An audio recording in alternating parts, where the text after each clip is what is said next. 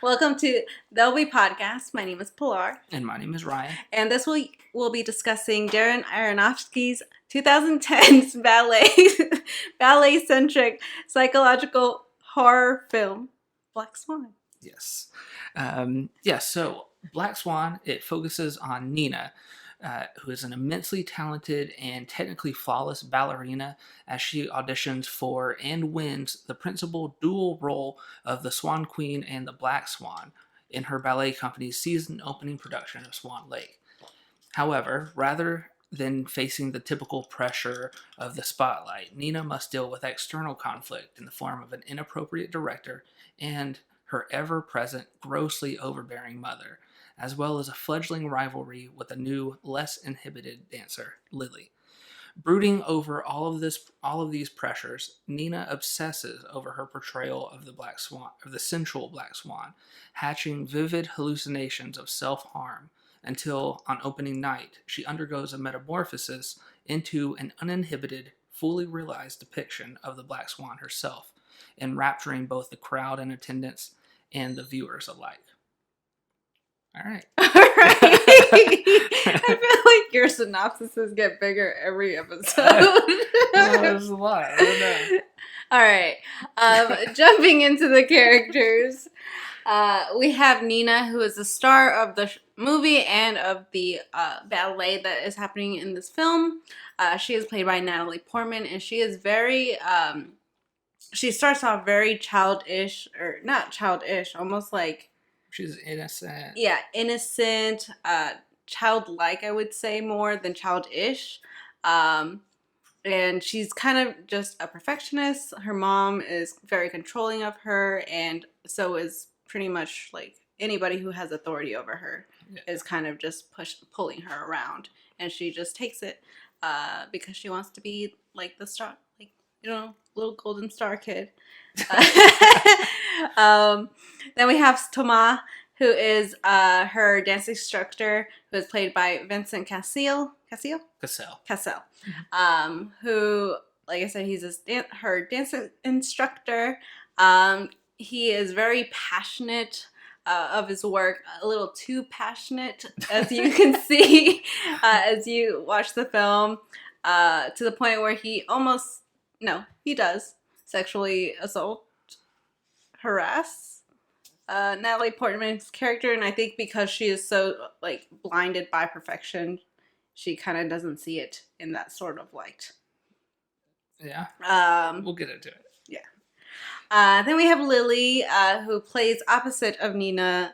She's kind of a free-spirited ballet who had just moved from, I believe, California to New York. San Francisco. San Francisco. Yeah.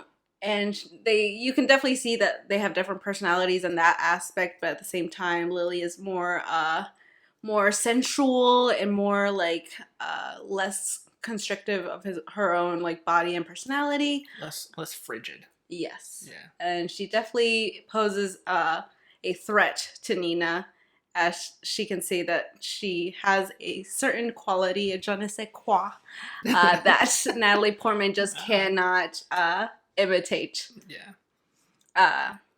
Then we have like some minor characters.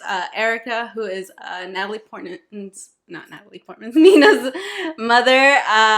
She's played by Barbara Hershey. She is has some sort of a psychological disorder for sure, like definitely personality disorder where she's very controlling of Natalie Portman, but at the same time she is also seen like painting self-portraits of herself in various mediums and I don't know, characterizations. She herself used to be a ballet dancer. That's right. And she had to give up her career when she got pregnant with Nina. Yeah. So she holds a grudge against Nina just for existing. Yeah. And she also makes like almost Nina lives vicariously through Nina as well. Yeah. But then we also have Beth, who who was the star performer of the dance company before Nina, played by Winona Ryder. And because of her upcoming old age, she was retired from the dance company. Forced to retire. Right, forced to retire, and becomes very, what's the word, jealous of Nina, thus kind of threatens her own life in order to, one, get attention, and two, to kind of symbolize how she feels like nothing without this company. All right. So, how did you like the movie overall? I feel like I like this movie more every time I watch it. There's always more tiny things to catch up on, a lot more than I have in the past in watching this film. But yeah, I liked it a lot. I mean, I always love watching it. I feel like I often have cravings to watch this movie. I don't know why. I often crave watching Black Swan. I feel like I've come to you and been like, I want to, like, because that's why we bought it. Because I was really wanting to watch it one day. Yeah. I felt the same way. I feel like every time I watch it, I see more and more stuff, and it just makes more and more sense. Right. So this time was like, you know, little things like going off, and I was like, okay, yeah. I really like this movie. I think it is a really, really good movie overall. Do you have a personal like interpretation of what this movie is about? I guess interpretation is almost like Tomas says it himself, only you are in the way of yourself, or something like that. Like, you are your own self-saboteur. There was a lot of display of, what's the word? Imposter syndrome, I think that's what it's called. Where you don't see your own qualities and stuff like that. You don't see how good you actually are. You're just constantly comparing yourself to others, and how better others are, as opposed to actually seeing the stuff that you're doing. Well, also, I mean, she knows that she's great, but at the same time, because she sees somebody else being in the spotlight, such as Lily, she kind of downplays of how well she is too. Does it make sense? Yeah. So it's like almost like being almost like conceited, but at the same time self-deprecating. Yeah. Okay. That's definitely a psychological take on it. Yeah, definitely a very psychological film. I kind of have two interpretations. Okay. All right, so I'll save one for later. All right. But the surface level interpretation is that I saw this movie as kind of a display of female empowerment. Okay. And while this empowerment does hinder on like a sexual awakening, and it does come at the advice of a man in power. Tama. Yeah, of Tama, seemingly. The scene in which Nina has taken Lily home after they go to the club, and they have sex, and Nina wakes up the next morning and everything. In that moment, the sexual awakening, it comes in the form of a woman having a sexual fantasy with another woman. But then we find out that it is just this, it's a fantasy. Right. So Lily wasn't actually there, and Nina just satisfies her own sexual desires. Okay. And in that moment has the sexual awakening, and loses some of the inhibitions that were keeping her so frigid, so like so uptight, clamped up. Yeah. Okay. And yeah. All right, so we have self-deprecation and sexual awakening. Well, yeah, like kind of letting yourself get into your own head and just letting loose is the overall, I feel like, theme. It's just kind of coming out of that show. Yeah. I mean, he tells her, like, you need to let go.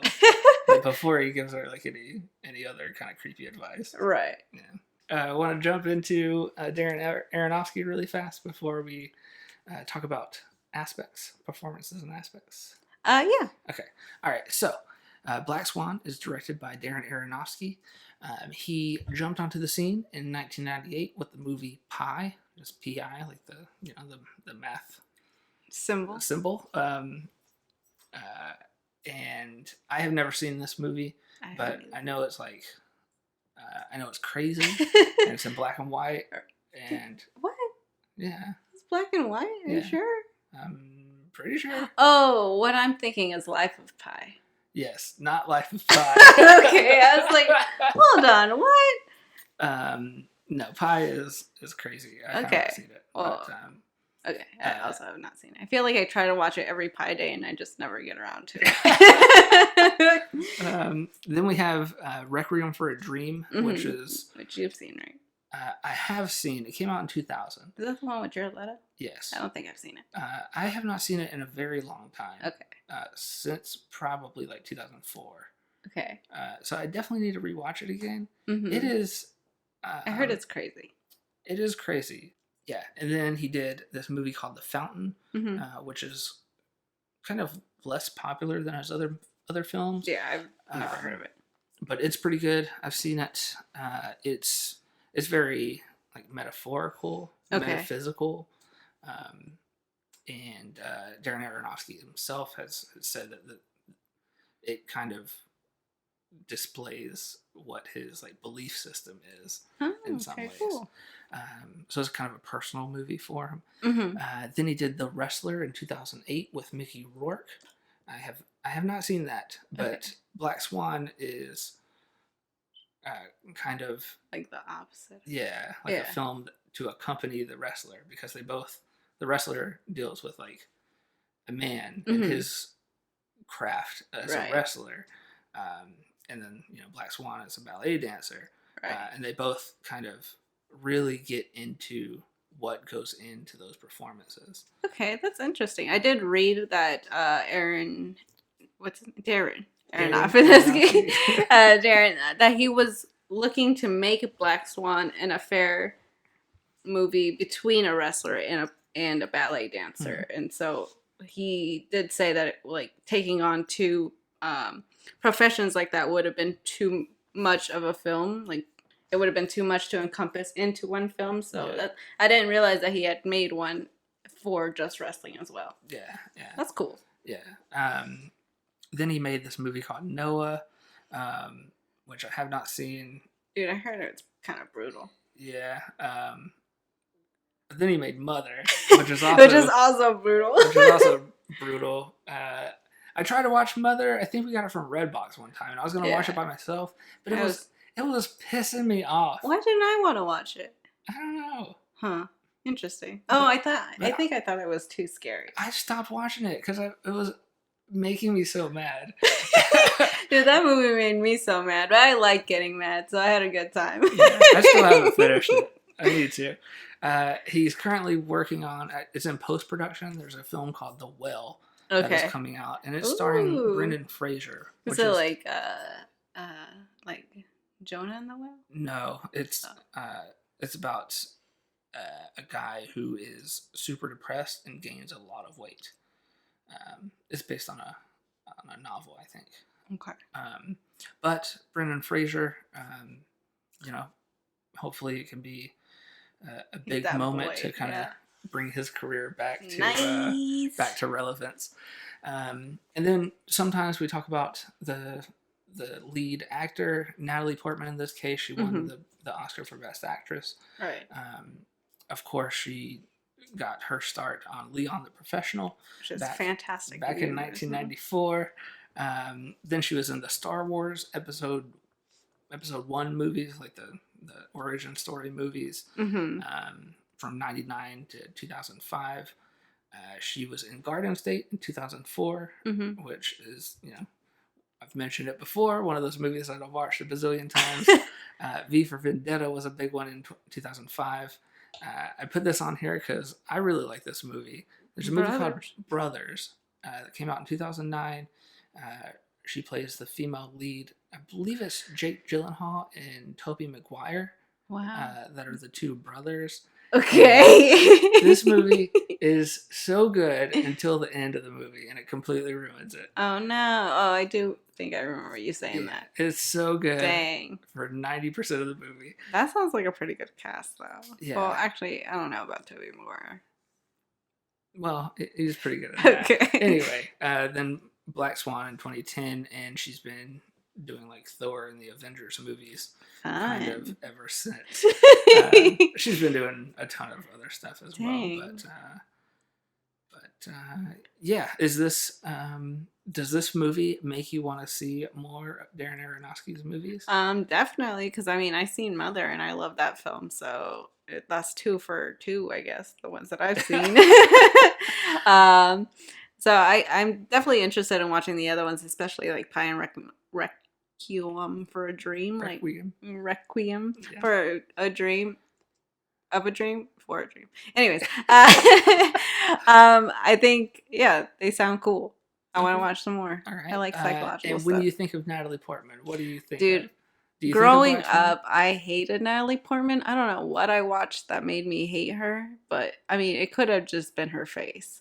But I don't know. I've only seen her in Leon the Professional, and that was like very late into my like college years, so like I don't know what I watched that was like I hate Natalie Portman, but I mean she's like in Thor and Avengers, which I mean, that's fun. all right, let's get into some performances and aspects. Her performance obviously I think is very good, correct? All right. Did she deserve Best Actress? I think she did. I think she did. She was the bomb.com. She did so good. So like I learned that she had worked on her voice previously to this film to lower it because a lot of directors said that she sounded too childlike, and that this movie was all about like being innocent and almost like childlike, like mousy, like timid. Yeah. That she felt like it was kind of like destroying what she worked so hard to do, like as far as like fixing her voice for Hollywood. Yeah. Like I thought her voice was like one of the key things that was like part that really made me like be like, whoa, like you're doing awesome. Because I felt like it's really hard to be like that soft crackling kind of voice, which I felt like that's what she was doing. Like it was like soft, but like almost like I can't like like it was like really soft, but like still very forceful, because she is a very strong character. Like she is, the only thing is that she's not letting herself be vulnerable, which is like the main thing that the Swan Queen part really needs, and she just is not allowing herself to let herself be open to an audience like that. Yeah. So I think her voice was really good at portraying that. Portraying that? Yes. Portraying. Portraying. I also thought, I have it written down as the first thing, Vincent Cassel. I thought his performance was really strong. I recently was listening to like an NPR podcast talking about the Oscar movies and what to expect, and they were talking about the difference between like a supporting actor and then like a second lead actor. And I thought Vincent Cassel's character was so strong that he definitely kind of crossed the line. Like he wasn't, at a certain point he was no longer like the supporting actor. Okay. It was like his character is too big. He's not even supporting Natalie Portman in these scenes. He's like kind of taking over the scene. I mean, I guess I can see that, but I feel like that's part of the film, though. Like for him to take over her. I mean, it's definitely part of like the character, I would say. I don't know. I just love Vincent Cassel. And he has a mustache in some other movie that we couldn't figure out. I want to see what he looks like in a mustache. I did think that Mila Kunis was pretty good. I typically don't like her in films because I feel like she is definitely played as like a one note character. Definitely always like the sexy girl, which I mean she plays in this film, but I feel like it was not as abrupt or as annoying as it usually is. There was some times where she would say something to Natalie Portman, and I was like, "Why are you so cringy?" Like when Nina is like, "When we were hanging out last night," and she's like, "We didn't hang out last night," and she's like, "But we." And then she's like, "You had Leslie fantasies about me? Oh my god, tell me all about it." Like, I hate when people are like that. I don't know. It's so annoying to me. Like, I just want to. It just brings out the inner Patrick Bateman in me. Okay. Right. Okay. I also thought she did a pretty good job. Yeah. I thought she played the role that she often plays. It is a little different. Mm-hmm. Yeah, like I do like the parts where she's like sincere, where she comes up to Nina's room after Nina does her little her opening act, and she's like, "You did really good. I'm so sorry." Like blah blah blah. Like you were just fantastic. You were made for this part. Like I felt like that felt really genuine, and I mean they're friends outside of this film, so I mean it could, it's actually genuine. I did read that Natalie Portman was in talks with Darren Aronofsky since like, when was this made? 2010. Since like 2000. Mm-hmm. And then when they were actually going to start like actually production and stuff, she had the idea to bring Mila Kunis on for Lily. Because she had like some dance experience. Yeah. So that's really cool. I think maybe what we see, like we see Lily through Nina's eyes a lot of the times, and that's what we've come to expect from Mila Kunis as an actor, like that type of character, right?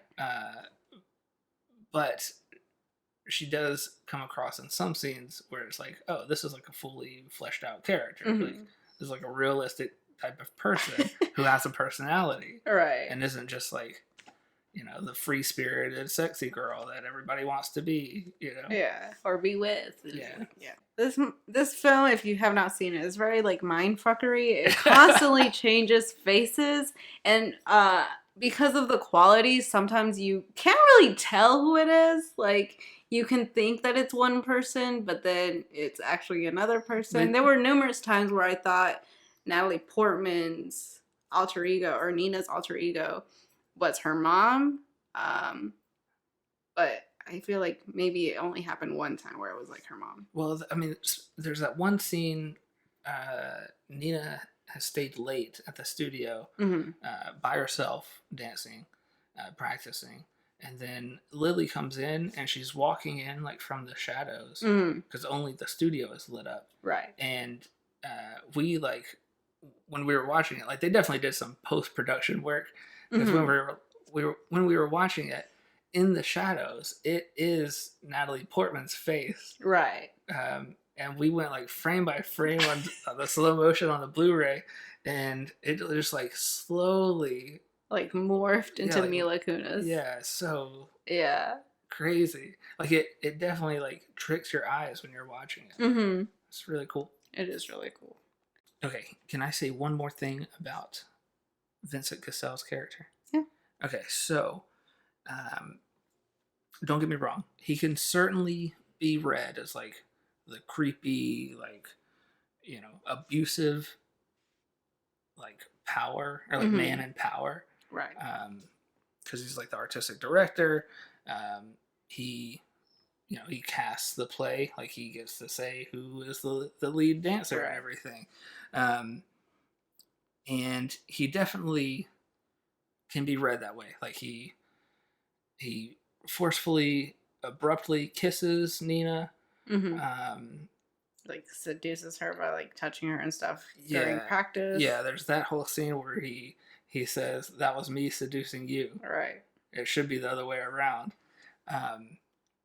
But that being said, I feel like, he definitely like crosses the line between like a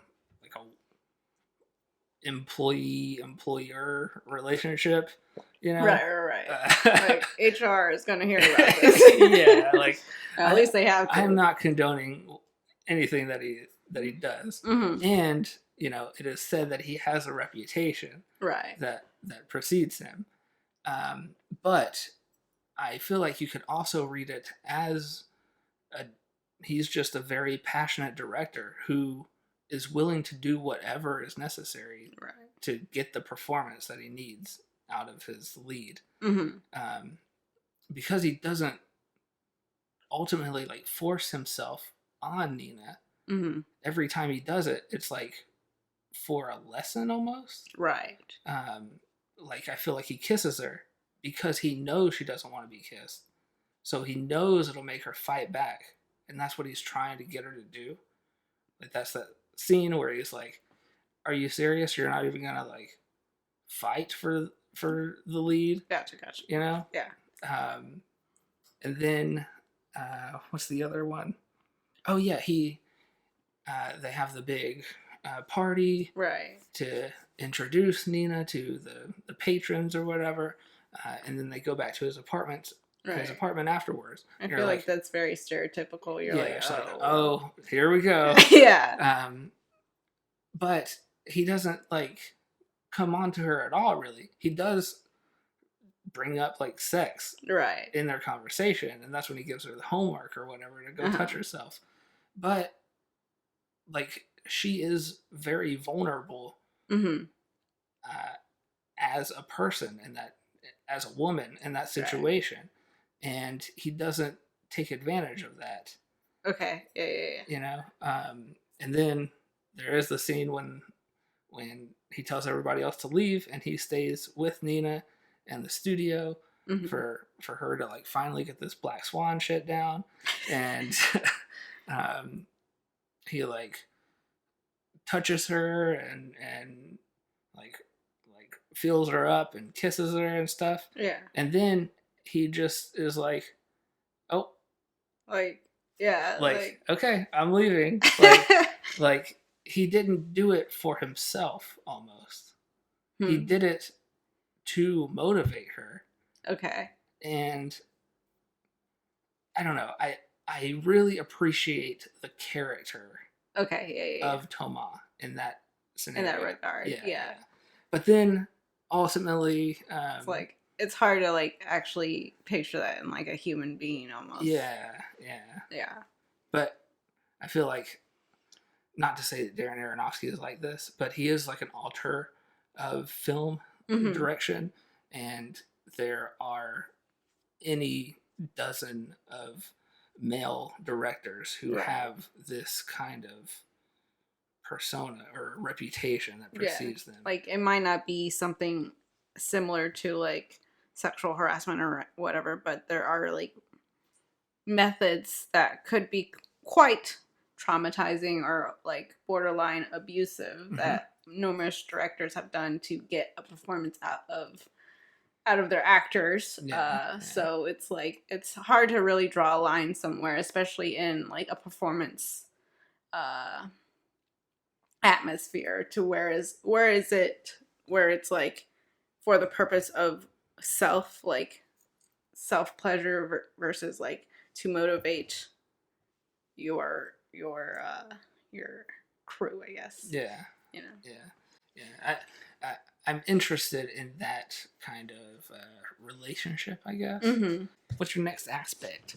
So aspect wise, so there's definitely the theme of like having sort of a mental breakdown going on. So it's shown that her mom herself has some sort of like disorder. At least to me, like it's very profuse to me that she has some sort of disorder, and it's almost like a lot of disorders that happen in women happen between the ages of like 18 to 25, like their college ages. So I feel like Nina definitely falls into that category. So it could be alongside the sexual, like her sexual awakening, she's also awakening a disorder that could be that could run within the family, which is sorry. It has been known that she has been like scratching herself. So that is like a a symptom that has happened throughout her life. Like we don't know how early she has started doing this, but it only continues to get worse as she is getting older, as she is getting pushed into womanhood almost. And so I think that's really interesting in how she goes from like tiny hallucinations to hallucinations that happen for various hours. Yeah. Specifically, like throughout her performance, she was like dead serious thought that she had killed Lily, Yeah. and then the performance happens the first half, and then she gets there, and then there's like no evidence that she had actually killed Lily at all because she is well alive and congratulated her. Yeah. And she's like, well then what the heck happened here? Because the glass is still on the floor. So she's like, huh? Yeah. Yeah, so the hallucinations, I think, are interesting specifically in relation to being a ballet dancer. I feel like that's one of the film's kind of underrated strong points is that it really details what being a professional ballet dancer is like. Yeah. We've all heard about like anorexia and bulimia and stuff, and we see her like vomiting throughout the film. Yeah, but that's, I feel like, almost as a source of anxiety versus like trying to be thin. Well, At least it can be read that way, but we never see her eating outside. That's true. Outside of like her mom having a fingertip full of icing after she buys this like full size sheet cake. Yeah. For two people. Like not even being like, oh, she's a ballet dancer, she can't eat cake. It's like, what are you two doing with this whole cake? Right. Come on. Bring me the cake. I will take it. I think the only food aside from the cake that is shown is the grapefruit that she has like in the maybe second scene or whatever. Okay. Usually in the morning it's like a grapefruit. She's like, oh, it's so pink, and then she like eats it. Okay. Yeah. But it's like a grapefruit. Yeah, and we see Lily eat like a sandwich or something, like a medium rare juicy burger or something at this club. So like she is not starving herself, and then we also see when they're doing the final dressing for the show or whatever, the tailor, the costume tailor, is measuring her and says that she's lost weight. So she is definitely not eating throughout the film. Right. And I can't help but think that the hallucinations have something to do with her starving herself. Because that is definitely a common thing for ballet dancers. Okay, that's interesting. Yeah. I do also want to talk about the mirrors and the concept of doubles. There is pretty much a mirror in every single shot of this film, which is at least one. Yeah, which I thought was amazing. But then I did see that they CGI'd everything, so it was kind of like, oh. But I mean, I still think it's really cool to have that many mirrors in a film, especially specific to dancers, because I mean, I feel like dancers are constantly looking at their form, seeing their bodies, like how they move and stuff like that. And I mean, there's also the case to like look a certain way. Like you can be a wonderful dancer, but if you don't look a certain way, like it's almost like your first impressions, like it's hard to get out of that if you don't look a certain type of way. Yeah. I did think it was cool. We watched some of the special features, and in watching it, I noticed it wasn't just mirrors. It was like one of the opening scenes. She's on the subway, and you see like her reflection in the subway window. Right. And then in the special features, we see like they use like the reflection on the floor also. Okay. So it's like they try to use reflections everywhere they can. Everywhere, yeah. And I do like the idea. I think specifically the bus scene. There was one where she sees somebody through the window, and I feel like that's the first encounter of like her hallucinations, where she thinks it's her, because the person in the bus, which I thought was really cool, went like this, and then she saw that, and she also did like that, and it almost was like deja vu to her. Like, wait, hold on, who did that first? Like, is that me? Yeah. I think we're supposed to. I think that's supposed to be Lily. Yeah, that is. She got off at the wrong stop or something. Yeah, I do also want to talk about like their wardrobes. So specifically, Nina's, like, she wears a lot of pink, a lot of white. Specifically in the beginning of the film, there's one specific scene where, after the girls who are supposed to be the audition for the Swan Queen, are in a room, practicing. Nina's doing her little spin move, and then Lily comes in and interrupts her. Nina is sent to, like, just take a seat or whatever, take a break, and then Lily goes to do her shot. But then they're literally right next to each other, and you see Nina and her all white or all pink, I can't remember, get up, and then Lily is taking off her like dark gray sweater, and then you see her black tank top and her like tattoos or whatever. And I feel like that's such a cool duality between the two. And then you just see Nina put on more grays, and like it gets darker and darker. Yeah, I think that's really cool. When is it? Okay, after the club scene, I think she shows up to rehearsal and she's wearing black for the first time. So this is definitely like a slow transformation. That's really, really good. It's the tiny details like that. And speaking of tiny details, one of the things where I was like very impressed by either Darren or Natalie Portman is that she steals Beth's earrings pretty early on in the film. And each time that she goes to see Beth, like, she remembers to take off her earrings.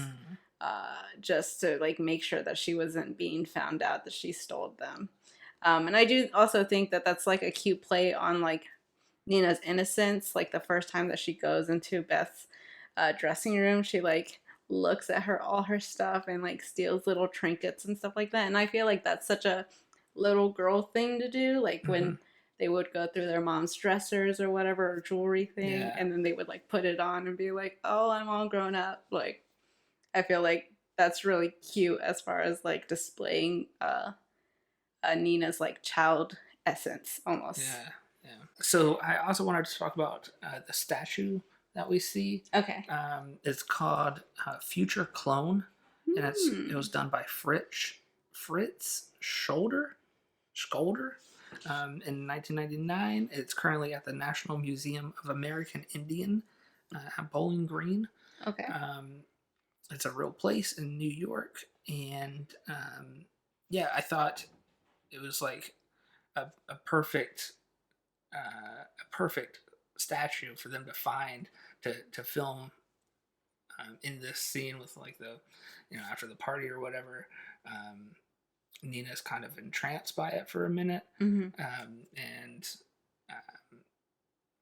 it relates back at the end of the movie when she kind of transforms into the Black Swan and kind of holds that pose with like her wings out and everything, which is also very sick. That's a great scene. That also reminded me of the statue. It's called I think it's called Winged Victory of Samothrace, or Nike of Samothrace. And it's the statue with no head, but it has wings. Which I've always been like drawn to, like when I was taking like art history and stuff. I just thought that was such a cool sculpture. But I like the imagery that that scene kind of reflects Mhm. as she's like holding that pose with her wings. Yeah, I do want to talk about the CGI a little bit. I'm not like really, uh, you know, well read in this kind of. I don't know what the word is. You know, I'm not. I'm not like a CGI. I don't do. You are not a CGI. I'm not a CGI. I don't know anything about that sort of stuff, but I do think it's really cool. I feel like how they applied it, especially on her skin, like the tiny little goosebumps that you see as she's like moving throughout her performance. Definitely, the sounds were like pristine. It's just like, like, I mean, aside from the music, just like the little sounds that they make to terrorize you, like when she's peeling her skin off, or like when her mom is like cutting off her nails, you're just like, every snip. God, yeah, it just fills you with so much tension. And I feel like that's also kind of shown in Mother, like when I was watching it, just like the tiny sounds that are just like there to like irk your last nerve. I feel like they were very present here, and just having those tiny visuals with the tiny like sounds, just like it was like harmony, and I really appreciate that kind of stuff. Yeah, there was a couple of things with the sound that kind of bothered me. Okay. Every time that we were supposed to like, that we were supposed to kind of see something that was like tricky, it would make like a like a tricky sound effect. And I'm like, you don't have to do that. Like I'd like to like, see it for myself. You don't have to like Okay. alert me to it, I guess. But overall, what they do with the sound is very effective overall. Yeah. Anyway, I do want to say, so my second interpretation. Okay. So it's a little bit deeper. It is based around the end of the movie and Nina's death. So I originally thought that Nina's death was just like an accidental result of the whole like fight with Fantasy Lily in the dressing room. She stabs, what we learn, she stabs herself with the shard of glass. But in watching it this time, like that's still there. All the scenes are still the same. But in watching it this time, I thought that she actually kills herself on purpose. Yeah. And I thought that she did so,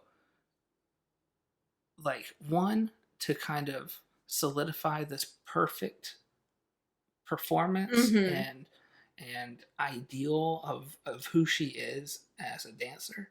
Okay.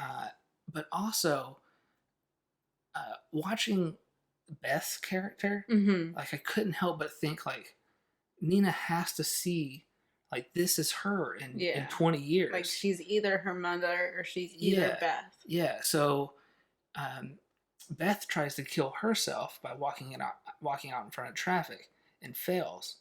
So I think Nina killing herself at the end is just one further thing that she does to outdo Beth. Like, okay, she successfully kills herself, so she doesn't have to be Beth. Like, she escapes that future reality, and she definitely escapes being her mother, who, I mean, she definitely doesn't want to be her mother. Yeah, she definitely does not want to do that. But she sees her mother right before she jumps off the cliff in the audience, which I'm not even sure that's real. I don't think it is, because her mom wasn't gonna even let her go to the show. I mean, maybe she has tickets, I don't know. But also, how are you gonna find that one person in the audience? Yeah. From that far away, like she's pretty far back on stage as it is. So yeah. Yeah, I do think that's pretty interesting. I don't feel like it's to outshine Beth. It's definitely to escape her like dooming future. Like I do feel like it's almost that point where it's like either you die a hero or become the villain. It's almost like that, where she like I do think it's definitely to gain that perfect performance. I feel like because she had never been sexually active, obviously that was a hard part for her to play, especially as the Black Swan. Mhm. So once she like achieved that, when she had achieved that experience, she was like, okay, so now I know how to be seductive. And in her mental state to be like, well, I don't know what it feels like to like die. So she ultimately kills herself to like almost feel that experience, to be like, to fuel her performance. So like you said, like, Yeah. But I also feel, Well, like early in the movie when we first meet Thomas, he is like, "All right, we're doing Swan Lake. Everybody knows the story," and then he tells like the whole plot of Swan Lake, and you know that this is going to be the entire plot of the right. Black Swan. Also, like this is the plot that we have in front of us, people, and It's almost the Midsummer Tapestry. it is. It is. But yeah, what were you gonna say? But yeah, I think it was also just she saw Beth and she would say stuff like, "Oh, well, Beth was a beautiful dancer," or "That's so sad because, of Beth. She's like fantastic." Like there were dancers who had lived in their 50s and were still like performing. It's like, well, that doesn't happen to everyone, Yeah. And I think Nina probably thought, there's a high chance where I won't be one of those dancers who dances till I'm like, 80,000 years old. I mean, her toes are like, Yeah. like whatever. She's like falling apart. And she knows this. And so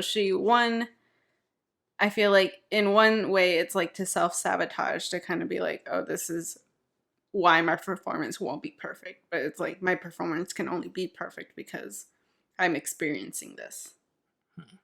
So it's like almost like a double-edged sword, but for a win-win. Like either my performance sucks and I'm dead and I don't have to deal with it, or my performance is great and people remember me for, what I chose to do versus what others push me to do, i.e. Beth being forced into retirement. Yeah. Being known as the crazy person. Yeah. Who, I mean, I don't know if Beth stabs herself or if Nina is the one who stabs her. Yeah. Gosh. Yeah, I think Nina definitely murders her. Yeah. But we'll never know. For sure. She goes full American Psycho. Yeah. And I do feel like at the end of this film, we were like, oh, this is just the real American Psycho 2. Also starring Mila Kunis. But better. But yeah. Yeah, I did think it was interesting. So at the end of the movie, unlike most films, it fades to white. Mm-hmm. While at the very beginning, it starts with Nina's dream of performing Black Swan. Dark. And it's completely in the dark. So it starts dark and ends with a fade to white, which is just... I think that's pretty cool. Really, really cool juxtaposition. Mm-hmm. That's it for performances and aspects. What is your final grade of this film? My overall final grade is going to be a 9.6. Oh, nice. Yeah, it's pretty close up there. The things that I really dock it down for is character. I just don't really like Mila Kunis' character very much. I do feel like it's something that Mila Kunis plays too often, and for that, I don't know. I feel like she is capable to do other things. Okay. And then I would say cinematography, just like the blurriness of it just really bothered me because I was like, I want to know, but it's also, I don't know. I liked how gritty it was sometimes, but at the same time, there were moments where I wish it wasn't so gritty. Does that make sense? Or staticky. Maybe we should. But I mean, I just knocked it a 9. Okay, all right.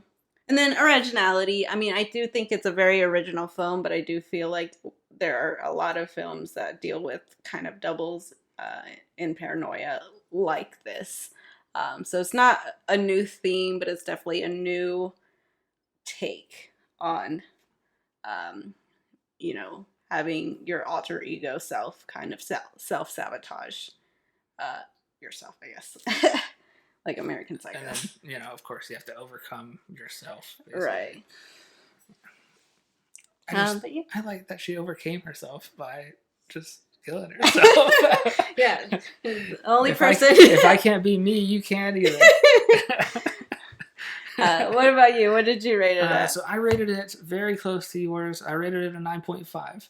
Okay, yeah. I strongly considered, like, it is really, really good. Yeah, it's really and good. there's very little things that I can knock it on, really. Yeah, I think plot-wise, it's kind of, pretty tight. It's tight.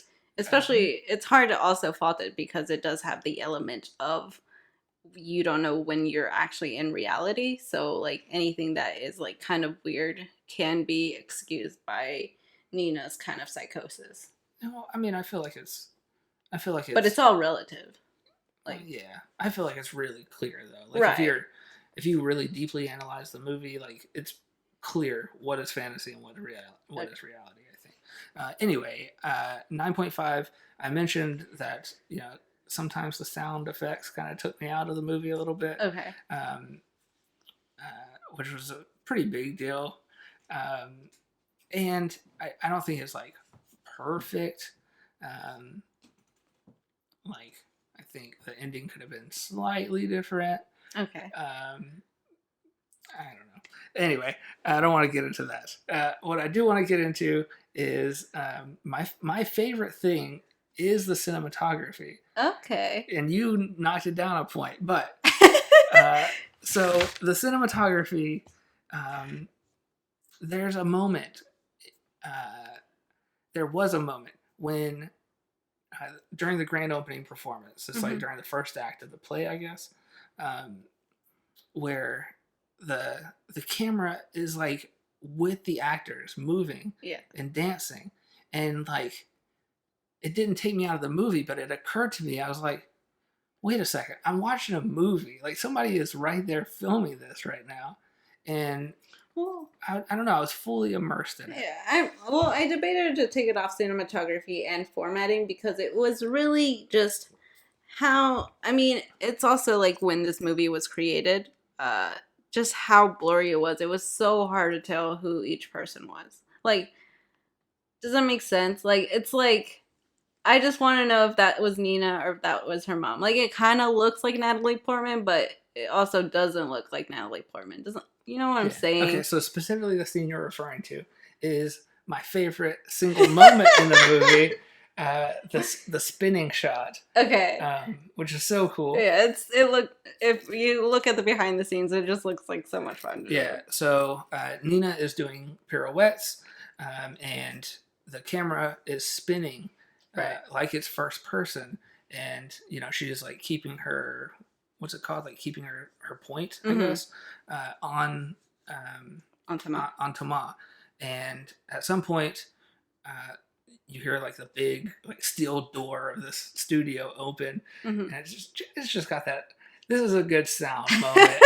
It's got that awful sound, like at school, like I don't know, with squeakiness, and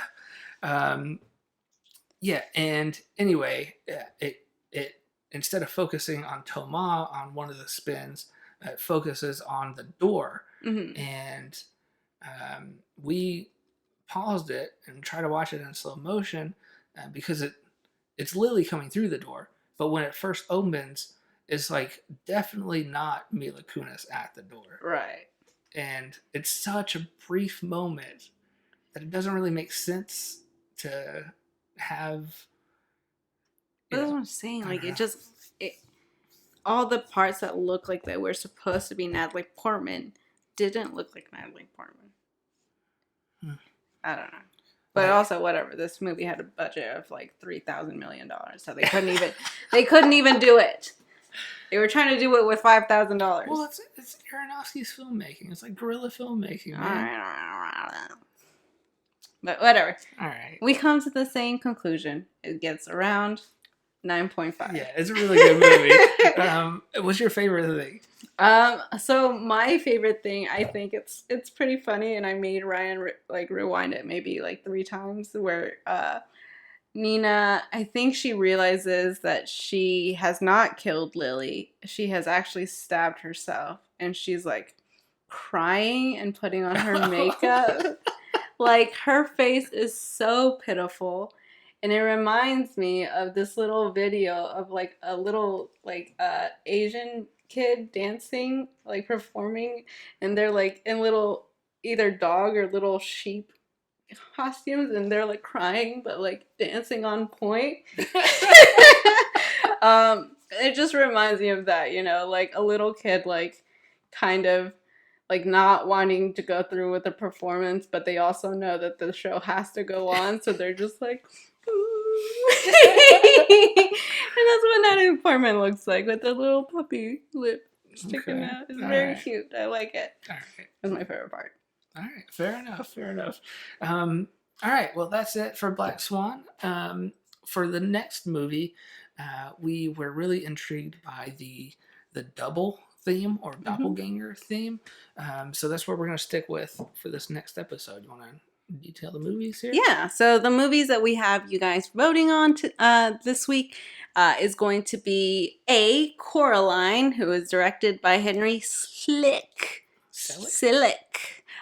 Which, if you haven't... I think it's just Selick.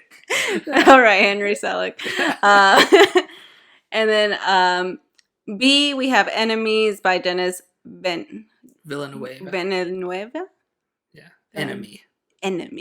What did I say? Enemies. Oh, Enemy. Just one, which is the double. Or C, we have Prestige by Christopher Nolan. I've seen one of these films. Coraline. Okay. Ryan has seen...